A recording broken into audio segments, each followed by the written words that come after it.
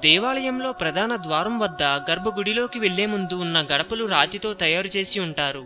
ఈ గడపకు ప్రతి భక్తుడు నమస్కరిస్తుంటాడు. ఇలా ఎందుకు నమస్కరిస్తారనే విషయం చాలా మంది భక్తులకు తెలియదు. వాస్తవానికి గృహాలకు చెక్కతో తయారు చేసిన గడప ఉంటుంది. అలాగే ఆలయాలకు అయితే రాతితో తయారు చేసిన గడప ఉంటుంది. ఆలయాలకు రాతితోనే ఎందుకు గడపను తయారు చేస్తారు, ఆ ఆలయ గడపకు ఎందుకు నమస్కరించాలి అనే అంశాలను పరిశీలిస్తే, రాయి పర్వతానికి చెందినది. భద్రుడు అనే ఋషి భద్రమనే పర్వతంగాను, హిమవంతుడు అనే భక్తుడు హిమాలయాలుగాను, నారాయణుడు అనే భక్తుడు నారాయణద్రిగాను అవతరించారని పురాణాలు చెబుతున్నాయి. ఆ భక్తుల కోసం భగవంతుడు కూడా ఆ కొండల మీదే వెలిశాడు. అందుకే ఆ కొండరాల నుంచి వచ్చిన రాయినే మలిచి ఆలయ గర్భగుడులకు గడపగా పెట్టారని శాస్త్రాలు చెబుతున్నాయి. అయితే ఆ గడప నిత్యం దైవాన్ని దర్శిస్తూ ఉంటుంది. అలా ఆ గడపరాయి పుణ్యం చేసుకుంది. అందుకే ఆ గడపరాయి చేసుకున్న పుణ్యానికి నమస్కరిస్తూ కొండరాయిగా మారిన భక్తుణ్ణి దాడుతున్నందుకు క్షమించమని, మన్నించమని వేడుకోవడమే గడపకు నమస్కరిస్తారని పురాణాలు చెబుతున్నాయి. అందుకే ఆలయాల్లో ప్రధాన గడప తొక్కకుండా కేవలం దాటాలని ఆధ్యాత్మికవేత్తలు సూచిస్తున్నారు.